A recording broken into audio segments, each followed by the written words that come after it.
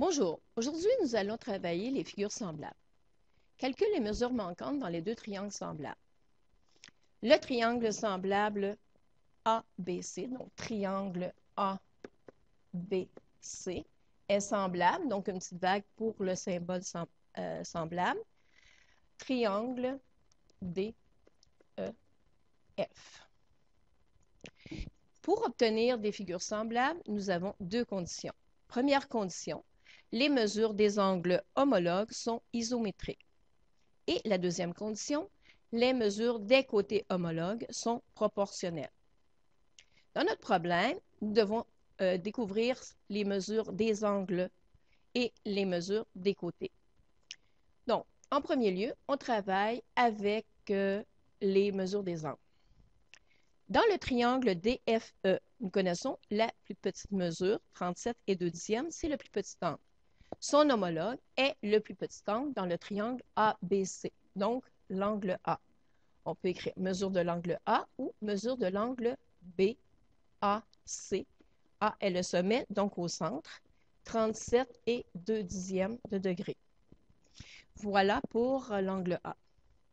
Dans le triangle DFE, nous cherchons maintenant la mesure de l'angle D. C'est la mesure de l'angle le plus grand, donc le côté le plus grand. Je repère dans le triangle ABC son angle homologue, c'est-à-dire l'angle B qui mesure 78 et 1/10. Voilà pour cet angle. Maintenant, il nous manque la mesure de l'angle E ou la mesure de l'angle C dans chacun des triangles. Puisque dans un triangle, la somme des angles intérieurs est de 180 degrés, donc nous allons écrire 180 égale la mesure de l'angle F plus la mesure de l'angle D plus la mesure de l'angle E.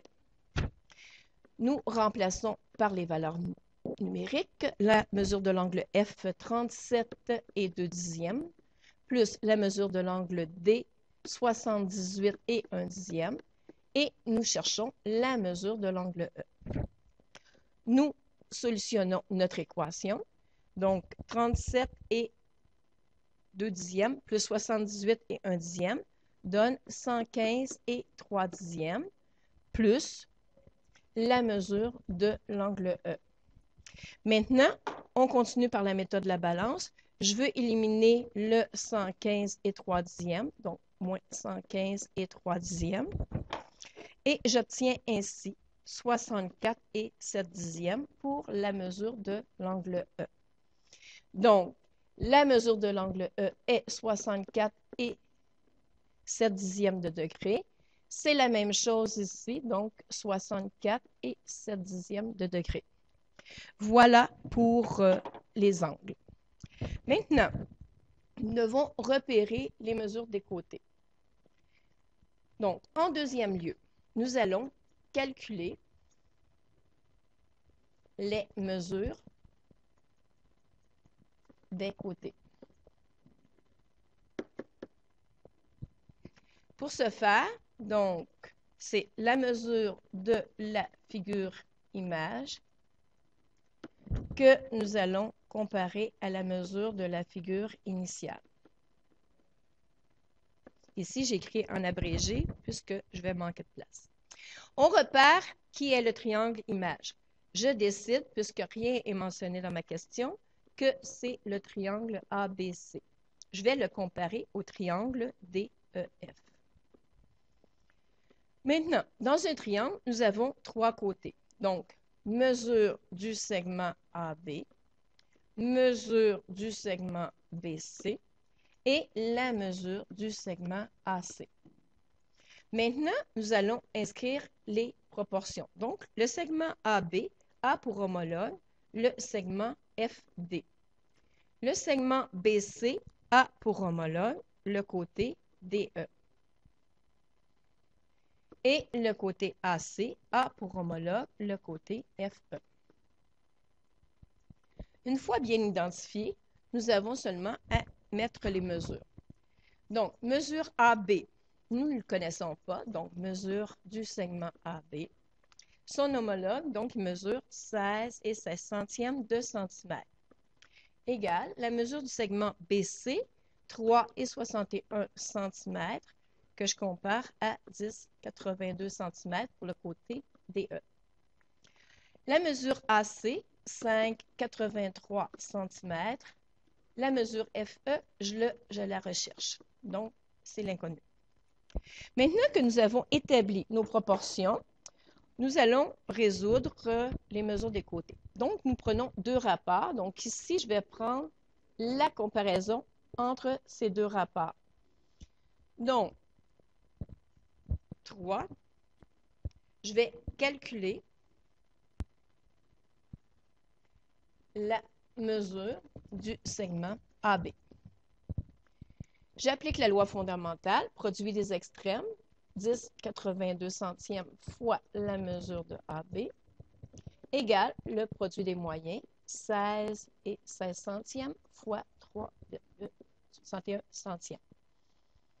Donc, 10,82 fois mesure du segment AB égale, ici, le produit donne 58,3376. Je veux résoudre, donc méthode de la balance, je divise par le coefficient à chacun des membres de l'équation et j'obtiens ainsi que la mesure du segment AB est 5,3916 et ça va me donner des centimètres. Voilà pour la première mesure. Maintenant, pour calculer la mesure FE, donc,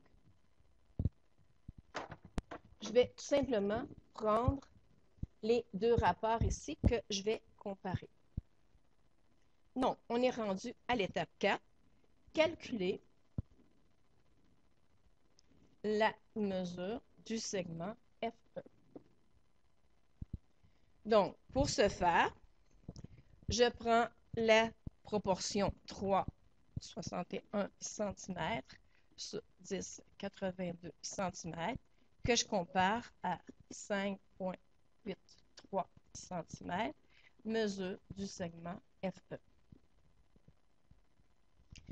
Donc, on applique encore la loi fondamentale. Produit des extrêmes, 3,61 fois mesure segment FE égale 10,82 fois 5,83.